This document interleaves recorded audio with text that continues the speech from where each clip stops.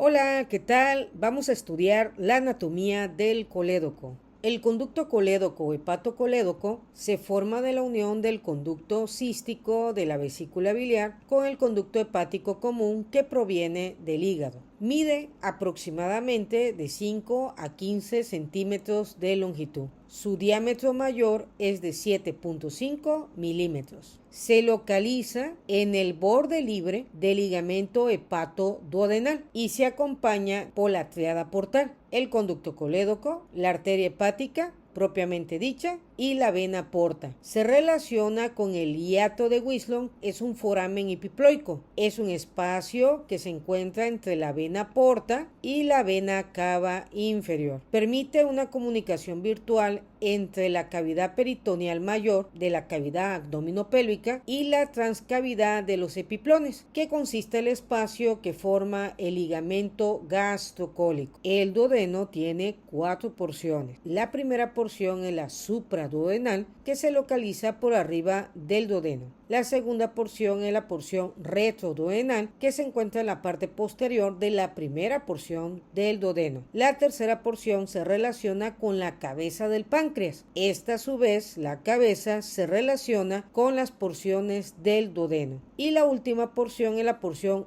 intramural duodenal, que se localiza en el tercio medio de la pared posteromedial de la segunda porción del duodeno. La porción supraduodenal del colédoco se encuentra enfrente del hiato de Wieslund. Se relaciona con la arteria hepática propiamente dicha y la vena porta. Su longitud aproximadamente es de 2 a 4 centímetros, con un diámetro de 1 a 4 milímetros. La porción retroduodenal se localiza entre el borde superior y el borde inferior de la primera porción del duodeno y se relaciona con el borde superior de la cabeza del páncreas. Su longitud aproximadamente es de 1 a 3.5 centímetros y su diámetro es de 1 a 4 milímetros. La porción pancreática del conducto colédoco se relaciona con la cabeza del páncreas y está cubierto de manera parcial o total por este órgano. Tiene una longitud de 1.5 a 6 centímetros aproximadamente y un diámetro de 1 a 4 milímetros. La porción intramural del colédoco entra de forma oblicua junto con el conducto pancreático principal de Wilson y forma la ampolla hepatopancreática. Es una ampolla de aproximadamente 15 milímetros de longitud a 1 centímetro y tiene un diámetro de 3.3 milímetros. Esta porción, sin conformar la ampolla, tiene una longitud de 0.8 a 2.4 centímetros y un diámetro de 1 a 4 milímetros. Con respecto al apellido Vater de la ampolla hepatopancreática de Vater, que es la unión del conducto colédoco con el conducto pancreático principal a la altura de la porción intramural del colédoco, se debe a la descripción del anatomista alemán Abraham Vater. Las variaciones anatómicas en las vías biliares extrahepáticas es muy común. Aproximadamente el 35% de las personas, su anatomía es normal. En la imagen identificamos variaciones de la unión del colédoco con el conducto pancreático principal. Observamos que aquí se carece de un conducto pancreático accesorio. Solamente hay un principal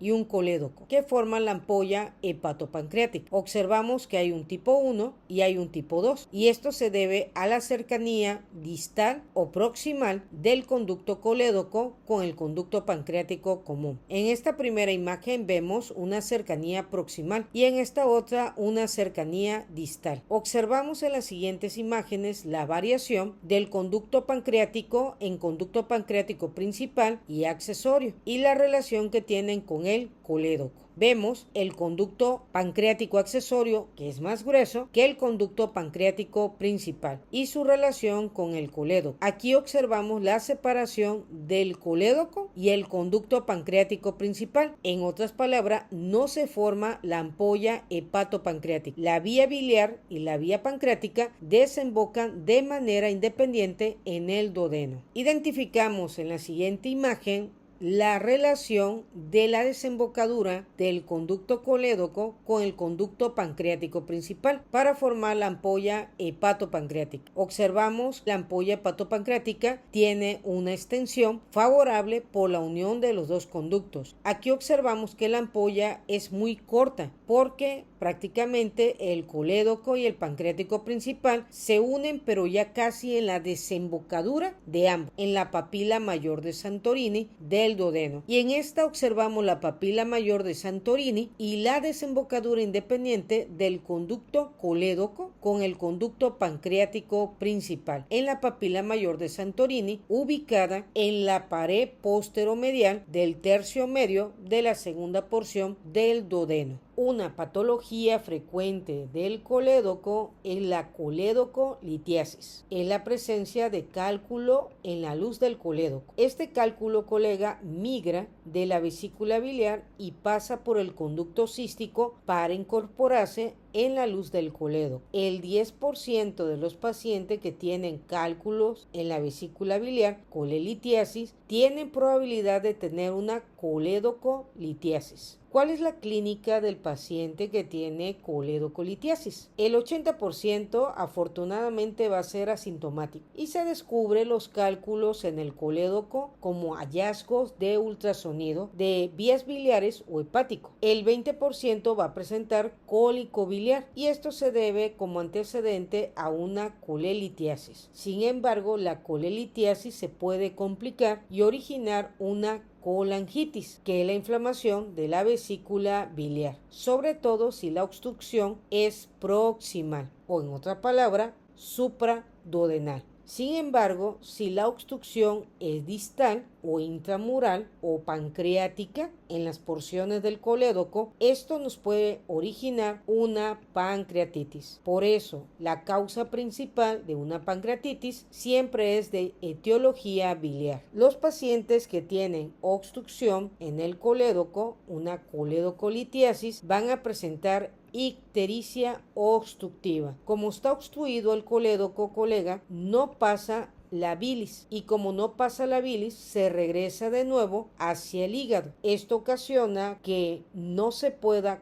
conjugar más la bilis y empieza a aumentar los niveles de bilirrubina libre no conjugada, dando la semiología de la ictericia obstructiva. En el video de la vesícula biliar platicamos de la colangitis, que consiste en una infección de la vía biliar secundaria a una obstrucción. Platicamos que el agente etiológico más frecuente de esta infección es Escherichia coli. En la imagen identificamos un conducto biliar normal y este conducto, como presenta un mecanismo obstructivo, se inflama y va alterando la morfología de la vía biliar intrahepática. Por tal motivo, la principal complicación de la colédocolitiasis es originar una colangitis, debido a que se empieza a almacenar la bilirrubina conjugada en el hígado y esto ocasiona que la bilirrubina libre, indirecta, no conjugada aumente en el torrente sanguíneo, originándonos la semiología de la ictericia. En los pacientes vamos a encontrar inflamación de la vía biliar secundaria a procesos infecciosos, que es lo más frecuente. En clínica vamos a encontrar triada de Charcot de la colangitis. ¿En qué consiste la triada de Charcot? Consiste en que el paciente va a tener fiebre en pico o intermitente por la infección bacteriana. Va a presentar ictericia por la obstrucción del colédoco que no permite la eliminación de la bilis y que aumenta en el torrente sanguíneo la bilirrubina libre no conjugada. Y presenta el paciente dolor en el hipocondrio del lado derecho, aproximadamente el 50% de los casos. Debemos de estudiar la pentada de Raynaud. Consiste en la tríada de Charcot, fiebre, ictericia y dolor en el hipocondrio derecho, más choque séptico. Las bacterias van a ingresar al hígado y de ahí al torrente sanguíneo por la vena cava inferior hacia la circulación mayor. Y también vamos a encontrar alteraciones del estado mental del paciente, iniciando con onubilación. Colega, vamos a estudiar cuáles son los estudios a realizar en el diagnóstico de la colédocolitiasis. Tenemos a la CEPRE, que es la colangiopancreatografía retrógrada endoscópica. Es a través de endoscopía identificar las vías biliares para localizar el cálculo dentro de la luz del colédoco y a través de la CEPRE extraer el cálculo y liberar las vías biliares extrahepáticas. El siguiente estudio es el ultrasonido, que nos permite identificar dónde se encuentra el cálculo y qué tan afectada está las vías biliares extrahepática. Podemos considerar la colangioresonancia magnética en caso que a través del ultrasonido y la CEPRE no se identifique la obstrucción de las vías biliares o presente otro cuadro patológico. En los pacientes debemos de solicitar la prueba de función hepática debido al cuadro de ictericia que presenta el paciente y la inflamación que se genera en el hígado, que es la coleangitis. Colega, ¿cuál es el tratamiento quirúrgico de la colédocolitiasis? Se puede realizar la colecistectomía abierta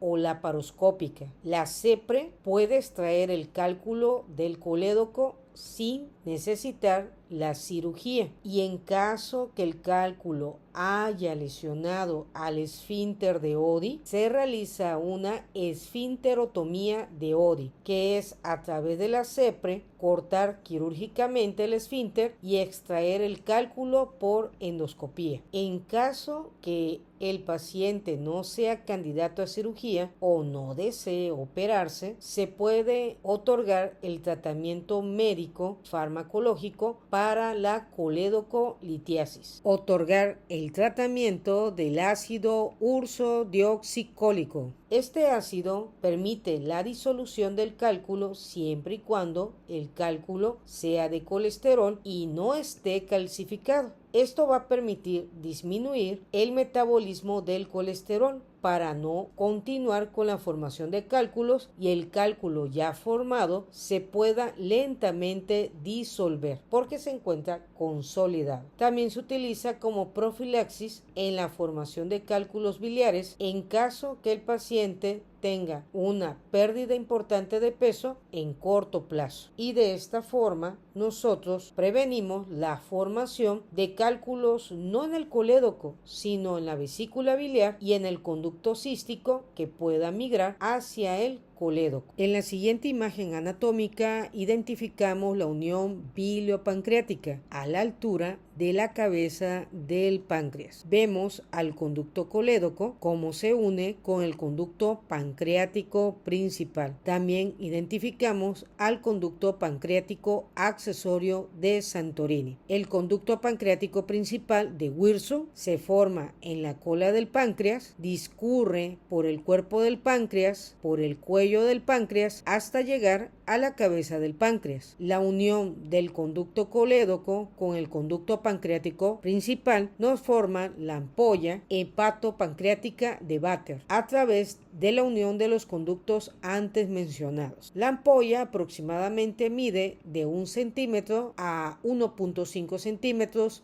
de longitud. El esfínter de Oddi consiste en un complejo valvular que regulariza el flujo biliar procedente del colédoco y la secreción pancreática procedente del conducto pancreático principal de Wirsum. Se compone de pequeños segmentos musculares, de fibras circulares y fibras longitudinales. ¿Cuánto mide el esfínter de Oddi? Aproximadamente de 6 a 10 milímetros de longitud. Tiene una presión de reposo de 15 milímetros de mercurio. El esfínter forma una ámpula en el tercio medio de la pared posteromedial de la segunda porción del duodeno, y esta ámpula sobresale para originar la papila mayor de Santorini. ¿Cuáles son los 3 componentes del esfínter de Oddi? El primer componente se llama el esfínter biliar. Son fibras circulares y longitudinales que se encuentran en la porción distal del colédoco. El segundo componente es el esfínter pancreático. Está en la porción distal del conducto pancreático principal. Y el tercer componente es el esfínter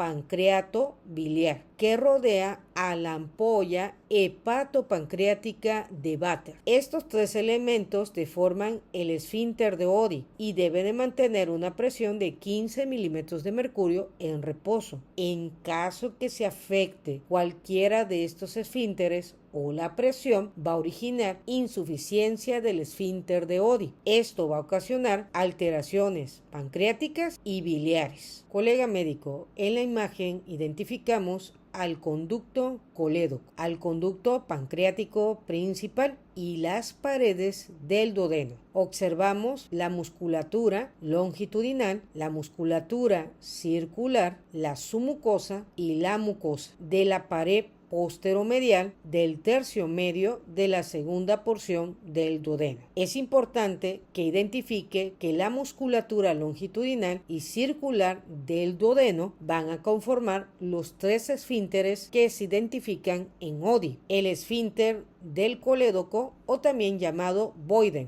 el esfínter pancreático y el esfínter colédoco pancreático. El esfínter de Boyden corresponde a las fibras antes mencionadas y se encuentra en el segmento intraduodenal del colédoco y rodea al colédoco y la ampolla de Vater. ¿Cuál es la función del esfínter de Boyden? Mantiene la resistencia del flujo de bilis y permite el llenado de la vesícula biliar durante el ayuno y cuando la bilis ya no se utiliza y se queda almacenada en el conducto colédoco. Junto con la válvula de Heister permite el llenado retrógrado de la vesícula biliar. El esfínter de Boyden evita el reflujo retrógrado del contenido duodenal en el árbol biliar. En otras palabras, que el contenido digestivo del duodeno pase a las vías biliares. El esfínter pancreático corresponde a las fibras musculares que rodean al conducto pancreático principal de Wilson, que son las fibras longitudinales y circulares de la pared posteromedial del tercio medio del duodeno en su segunda porción.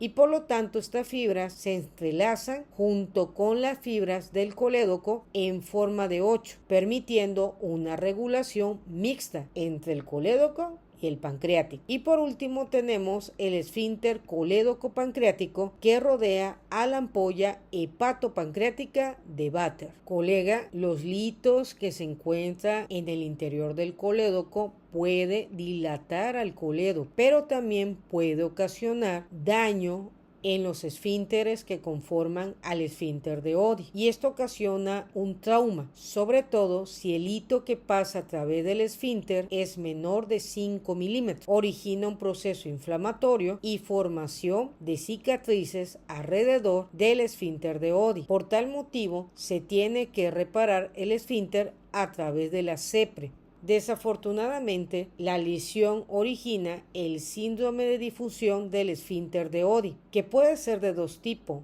por estenosis o por discinesia. Por tal motivo, esto puede ocasionar pancreatitis. Con respecto a la irrigación del colédoco, es necesario identificarla por sus 4 porciones que presenta. La arteria hepática derecha irriga el 40% y la arteria retroduodenal el 60%. La arteria hepática derecha se origina de la arteria hepática propiamente dicha. Aquí observamos la arteria hepática común y vemos la arteria hepática propiamente dicha originando a la arteria hepática derecha. Esta irriga la cara posterior del colédoco en la porción supraduodenal. La arteria retroduodenal se origina de la arteria gastroduodenal y esta es originada por la arteria hepática común. La arteria retroduodenal cruza por delante del colédoco y nos va a irrigar la porción retroduodenal, pancreática e intramural. ¿Cuál es la inervación del colédoco? El colédoco recibe inervación simpática del plexo celíaco. Aquí observamos a los ganglios simpáticos semilunares que emiten ramas al colédoco. También recibe nervios simpáticos de los ganglios mesentéricos superiores. Con respecto a la inervación parasimpática, corresponde al nervio vago izquierdo. Colega médico en formación, hemos terminado la anatomía del colédoco.